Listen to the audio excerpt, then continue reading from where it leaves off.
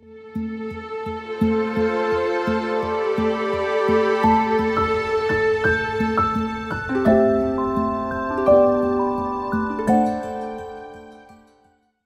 at the Green Hill Parade community space today, and there was an event here this morning because the shops here have been empty and they want to make them used again. So the council have taken over and some of the spaces will be used for different things. Let's talk to some of the community officers from Swansea Council about what they do within the community and the help that they can give community groups. So I'm here with Beth Thomas, Emily Bollington, Paul Evans. So let's talk to Emily first, and tell me, Emily, what do you do within the council? So my role is Community Cohesion Officer, and to put it to summarise, it's minority community outreach and engagement work. So it's kind of any minority community, but predominantly Black, Asian, minority, ethnic communities. And what are you doing at the moment? Have you got any projects on it particularly? Well, in the run up to Christmas, at the moment it's kind of slowing down as a lot of people are on annual leave. But we've got a few projects in the work at the moment. I'm looking at working with an organisation called CADU, which is Welsh Heritage organisation, to try and kind of get a partnership going and have some sort, we haven't identified which group yet, but some minority group activity to a Welsh heritage site, and then also involving the cultural department from the council as well, just to kind of see how we can all work together and provide some sort of fun but also educational activity for a minority group. That's interesting because Welsh history actually is not predominant even to Welsh people, is it really? Yeah. I don't think it's taught particularly much in schools. It's mainly English history, I think. So this will be quite interesting, won't it? Yeah, it's a project I'm excited about. So I'm talking to Beth, and you're the Community Engagement Partnership Officer. Yes. What does that mean exactly? To me, it means just bringing people from our communities together in places like we've got here, public places, neutral safe spaces, and it's about working together with people to find out what their needs are, what their wants are, what changes they'd like to see in the community, and then forming partnerships with existing companies, multi-agency partners, services to provide solutions to people's needs, really. So it's working with community members. So just explain some of the projects you have on at the moment. So, for example, today's event was a community Christmas party that was geared towards members of the public in the local area.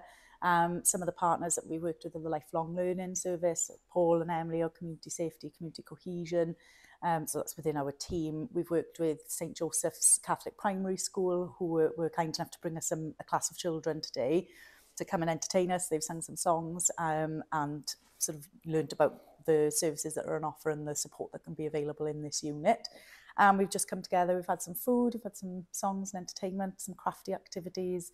The children have enjoyed, they brought their parents and carers along, so we've had some members of the community in the space today as well. And basically my job is about that sort of thing. It's about bringing lots of different people, perhaps professionals and members of the public, children, young people, intergenerational groups together who may not necessarily have so many opportunities to do so. And it's about putting on events and engaging activities for those community members to get involved in. And I guess this is becoming more important now since COVID. Absolutely, yeah, definitely. So I think we've all seen sort of the effects of COVID socially, in that lots of people said at the end of the lockdown and when sort of we started to come out the other side that what people missed was that togetherness, that sense of community. And I think that roles like ours are quite pivotal in putting on structured events and activities for community members to engage with. There are lots of sort of ad hoc events going on in the community, lots of sort of private groups and clubs that have been set up as a result of COVID. But this, I suppose our team is our opportunity to kind of regenerate our communities and strengthen our communities from that isolation that COVID brought around, really. Is there any message you'd like to give out in general about? risk of sounding too sort of evangelical, I guess, at this time of year. I don't think I could come up with anything that's more profound than what you'd see on a coaster at the moment. I think that for us as a community, I mean, it's all about listening to people, and I think that's fundamentally what we're all about, is about giving people a voice and actively listening to that. So that means sort of making changes based on what people say, and if that can't happen, then providing a clear feedback loop as to why that can't happen. So let me turn to Paul Evans, who's the Community Safety Officer. Tell me about your role within the council. Community safety is quite a broad title. It's the role is really making community safe, as it says. We do that in various ways.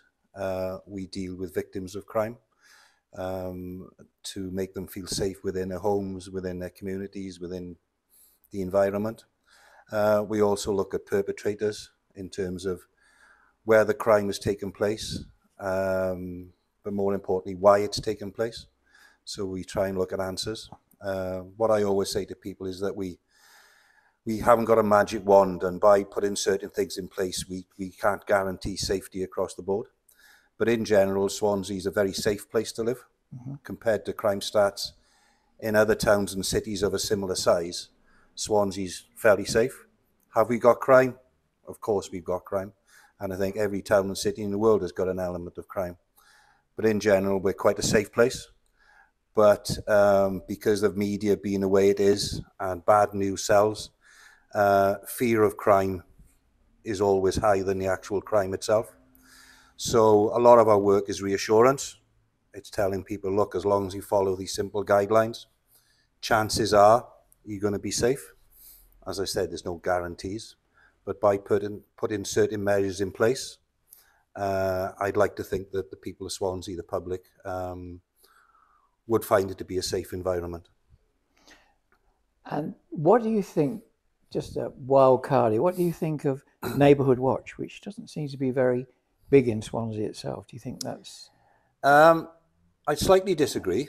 I'm not going to give you a figure, but they have got hundreds and hundreds of groups within Swansea.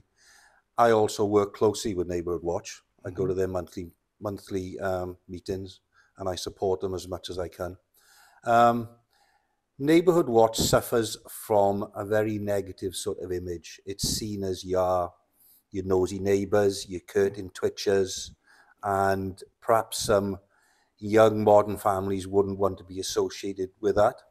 The reality, in fact, is, and bear in mind, we speak to criminals, we speak to perpetrators, and when they're looking to target an area or a property, if a certain street is part of Neighbourhood Watch and one isn't, well, you don't need to be a genius to work out that they're going to target the streets without a Neighbourhood Watch group. So it is effective. It can also have benefits on your insurance. So if you're applying for household insurance or car insurance, if you're part of Neighbourhood Watch, you sometimes get a discount. So I'm a supporter of the scheme, the concept, but as I said, it does suffer from a negative image in a way. But it is effective, and Neighbourhood Watch groups can take on very many guises and shapes.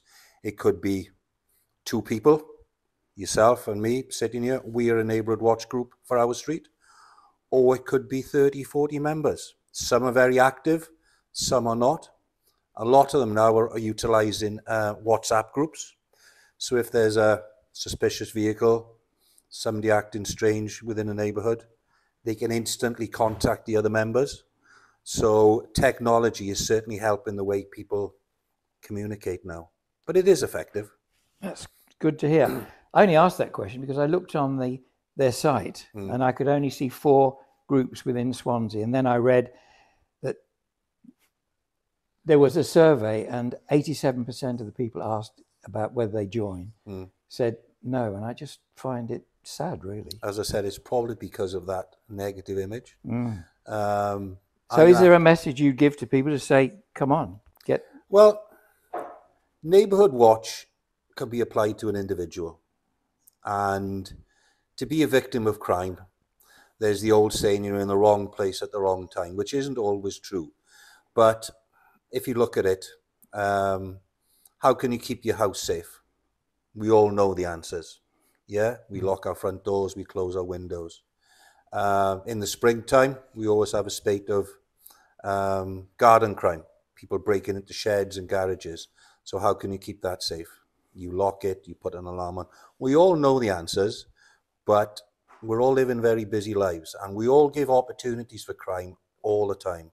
We forget to lock the car, we forgot to close a window, we leave valuables on the back seat of our car. I could go on and on and on. All of these are opportunities for crime. And every criminal is an opportunist, whether they're a burglar, a car, an auto crime thief, whether they're a drug dealer. They all look for opportunities within the community. So it's up to the community members, you and I, to take away the opportunities. That's great. Thank you so much. Pleasure. It's been really interesting talking to community coordinators within Swansea, and I hope that you found this interesting. And if you want to get involved, I'm sure you can find the number. We'll put some numbers up on the website. Have a great Christmas.